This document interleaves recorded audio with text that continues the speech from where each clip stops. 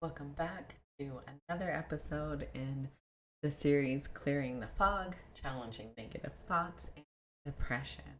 So, this one is on personalization. It's not all your fault and releasing excess responsibility. And remember, these videos are to hopefully help you decrease your depression, decrease your negative behaviors, and increase your positive thoughts, positive behaviors, and truly become the person that you want to be in the end. That's all we really want. And hopefully, they're also helping you build your own self esteem, self worth, and your own internal cheerleader because it really does come from within us. So, in the last episode, we talked about mind reading, how we assume we know what others are thinking, and how that can distort our sense of self. And today, we're exploring another heavy thought pattern that often shows up in depression, and that is personalization. So it's the belief that everything is your fault, which is a pretty heavy belief to have, and a very heavy burden to carry as well. So that's someone else's bad mood means you did something wrong, that a mistake you made means that you're a failure, and that any conflict, pain, or disappointment around you, you must be your responsibility. Now, does this sound familiar at all? So, in this episode, we'll explore what personalization is and where it comes from, how to notice when you're taking on too much emotional responsibility, and how to gently share the load and to let go of what is yours to no longer carry or to have never carried at all. So, let's begin. What is personalization? Well, it is when your brain says, if something went wrong, I must have caused it. If someone's upset, probably because of me, and if I wasn't good enough, then this wouldn't have happened. It's like having an internal spotlight that's always turned toward you. And it's not the fun kind. If you ever thought about being on stage and having a spotlight on you, personalization is not it. And so this often starts early on in life.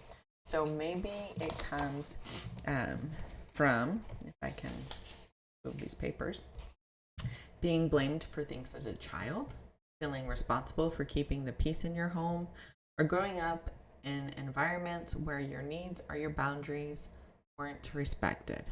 So in depression, personalization can get louder and it becomes your default setting. If things are falling apart, it must be because I am not enough. But the truth is that's not fair and it's not accurate at all. So where else can we go from here? Well, spot the patterns and gently question them. So let's walk through how to notice personalization in real time. Here are a few signs. You say, sorry, even when you didn't do anything wrong. You replay conversations looking for what you could have done better. And you feel like you have to fix everything in order to feel okay. And when you catch this happening, try asking yourself, is this really about me? What else could be contributing to this? And am I taking responsibility for someone else's feelings or decisions?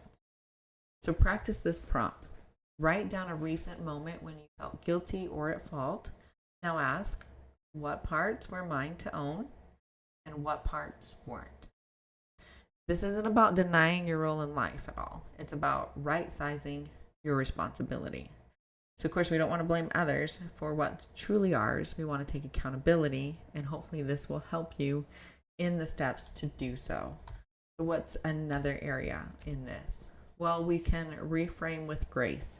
It's shared, not sold. So, let's reframe. Instead of it's all my fault, try played a part, but I'm not the whole picture. And instead of I should have prevented this, try I didn't cause this alone. I don't have to carry it alone. And instead of saying something like I ruined everything, try saying something went wrong. That doesn't make me bad or broken. Remember, taking care of your side of the street is healthy, but blaming yourself for the whole neighborhood, that's not healthy. You are allowed to have boundaries. Of course, I always say they just have to be healthy boundaries. You don't want to set unhealthy ones.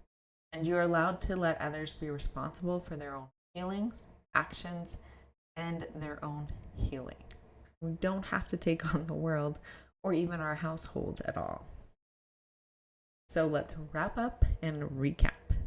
Personalization is the false belief that everything is your fault. It often comes from early roles you played to feel safe or loved. And you are allowed to step out of those roles now and share the weight. So in the next episode, we'll learn a simple, powerful tool called Catch, Name, and Reframe to begin shifting negative thought patterns into real time. So here's the comment section. Comment on this video if anything about it or how it plays into your life. And if you're struggling with what to comment on, here's a question. What's one thing you're ready to stop blaming yourself for?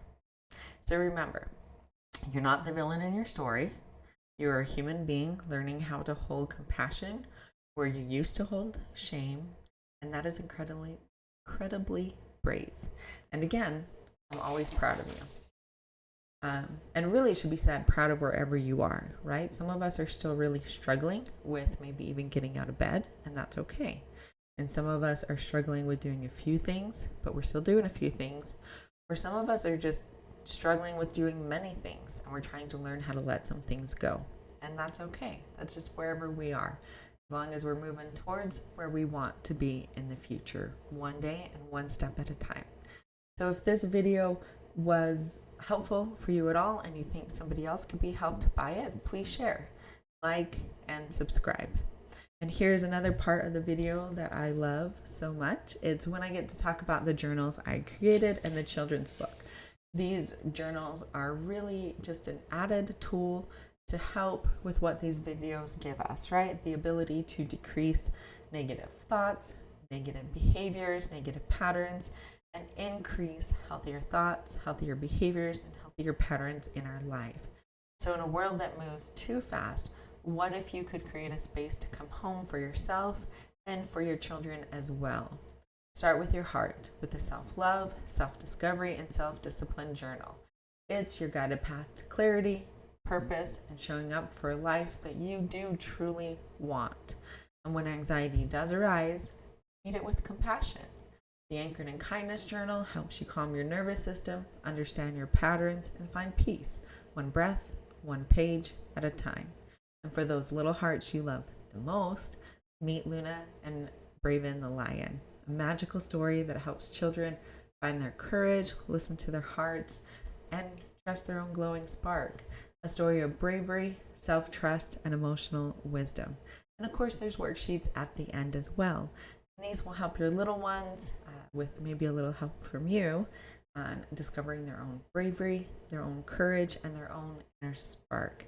Be on the lookout for more journals to come and children's books and workbooks for them as well.